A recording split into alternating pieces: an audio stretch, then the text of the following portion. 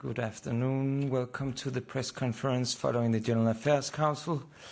On stage we have Danish Minister for European Affairs, Mrs.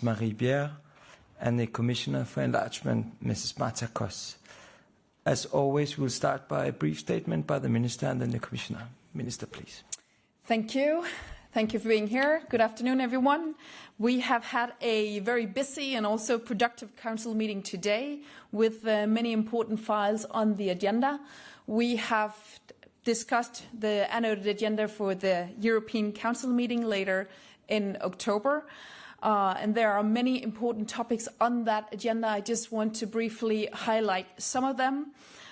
We discussed defense and the need for support to Ukraine, especially in the light of the latest attack on the Polish airspace,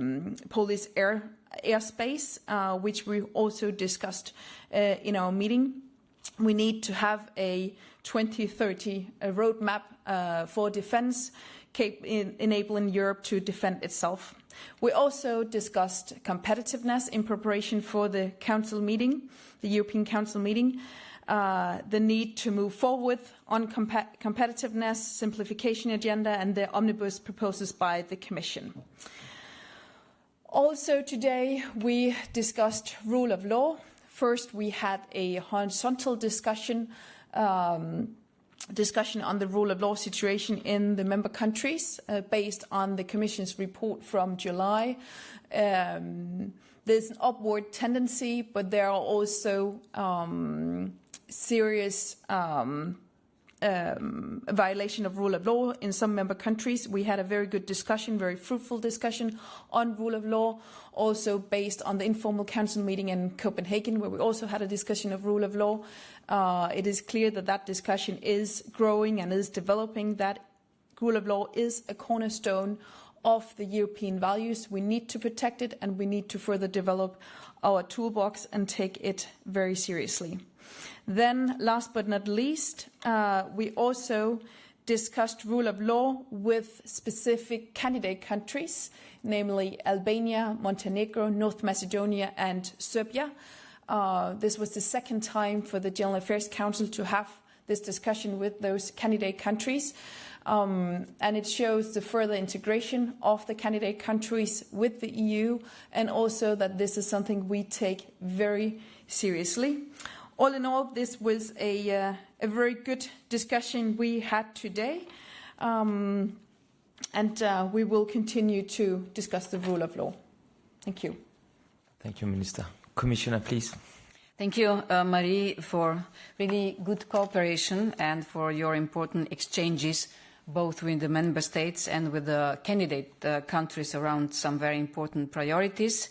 While there were 3 commissioners taking part in this ministerial, I am delighted to be the one wrapping up. First, with the participation from Commissioner Šefčovič, we discussed the preparation of the European Council, where we are working intensively on several initiatives to be discussed by the leaders, for example, the roadmap for European defence readiness.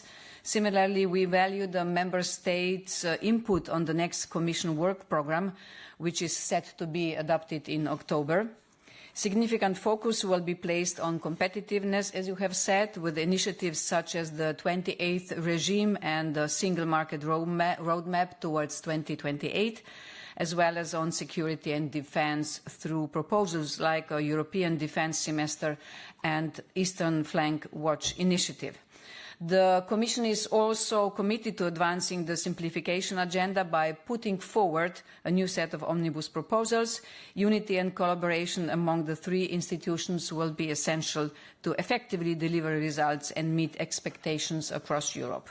Second, in the presence of the Vice President Henna Virkkunen, we kicked off this year's rule of law cycle. Nowadays, of course, the rule of law matters more than ever, not just for democracy, but also for our economy, our security and our credibility as a union built on values. The latest report adopted by the Commission in July confirms positive trends across many member states. We are seeing consistent progress in areas like judicial independence, anti-corruption efforts, media freedom and diversity, and robust institutional check and balances.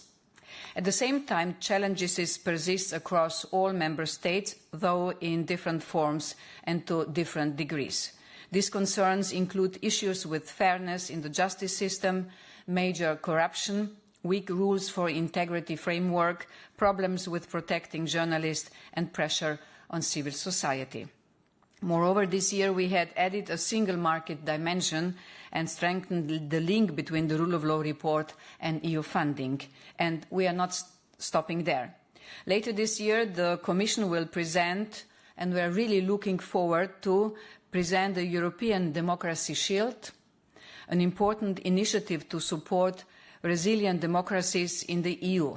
Our aim is to promote and strengthen democratic institutions, fair elections, free media and citizen engagement, and we discussed this point also today in the General Affairs Council under AOB point. And we will also present the EU's first ever, again I'm very happy about this, civil society strategy to promote and protect civil society organizations across the Union, and in my case also in the candidate countries. Third, we also address the state of the rule of law in several candidate countries, as you have mentioned, as we do with the member states. Our democracies rely on the rule of law, and the standards are the same for all. Every candidate must ensure an independent judiciary, a media that can operate freely, and an electoral system that guarantees the will of the people. In this context, I presented the 2025 Rule of Law report covering the 4 enlargement countries, Albania, Montenegro, North Macedonia and Serbia. While we see tangible progress in many areas, serious concerns remain. Interference in judicial proceedings, undue pressure on officials investigating corruption, as well as the politicization of media regulators, and all this is unacceptable. On the fundamentals, there can be and will not be any compromise. They will be at the center of this year's enlargement package coming soon. As you know, we start every accession negotiations with the fundamentals, and we also close the negotiations with the fundamental clusters. Why is this so important? Because the rule of law is a guarantor of both our freedom and our strength, and there was clear agreement on this today. And it was also clear that without the candidate countries really respecting the rule of law, the media freedom, and many more things, no country will be able to become a member of the EU. Once again, thank you, Marie, for your cooperation. It's really good to see that you as a presidency are putting on the table the topics which really are relevant to all of us. Thank you. Thank you, Commissioner. Now let's open the floor for questions. As always, please start by state name and media. Let's start with Euractiv, please. Hi, thank you, Magnus, with Euractiv. It's for Commissioner Kos. Tomorrow, the Commission is set to present a package of sanctions or actions towards Israel. So my question is, Commissioner Kos, is the College going to announce everything that President von der Leyen announced in her speech last week, including the suspension of bilateral payments? Thank you. We will be able to talk about this after the College. Yes, it is the topic in the College, and our President was really putting this very quickly to the agenda after her speech in Strasbourg, so we will be able to tell you more about it tomorrow.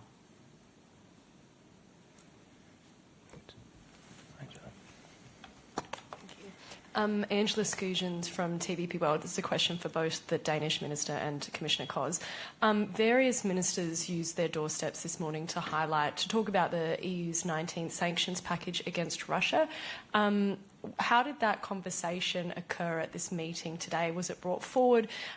Is there anything particularly that the Danes want to be included in this sanctions package? Also, is there appetite both from the European Union and the Commission to coordinate this sanctions package with the G7 group of industrialised nations? Thank you. Thank you. The 19 sanction package was not specifically on the agenda, but in preparation for the European Council meeting, we did discuss defense, the need to have a unified approach towards Russia, the need for further sanctions, the need for support to Ukraine.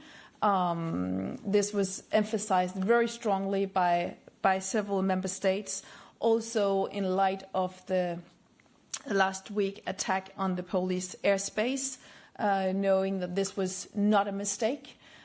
So this also puts a pressure on the EU to pressure Russia more, to be able for Europe to defend ourselves. This took great part of the discussions today, but not specifically the 19th sanction package.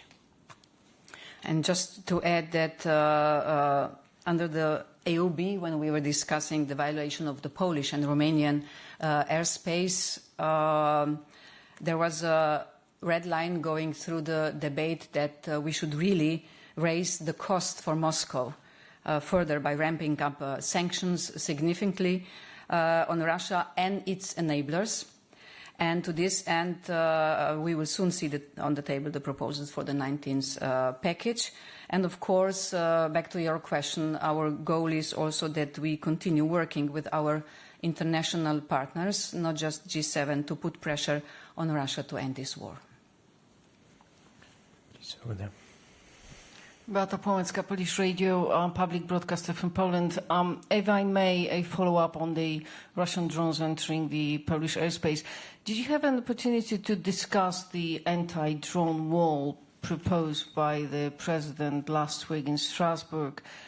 Was there a discussion robust, or anyone mentioned it? And also, do you envisage a discussion on that during the Copenhagen summit in less than 2 weeks, I guess? Thank you.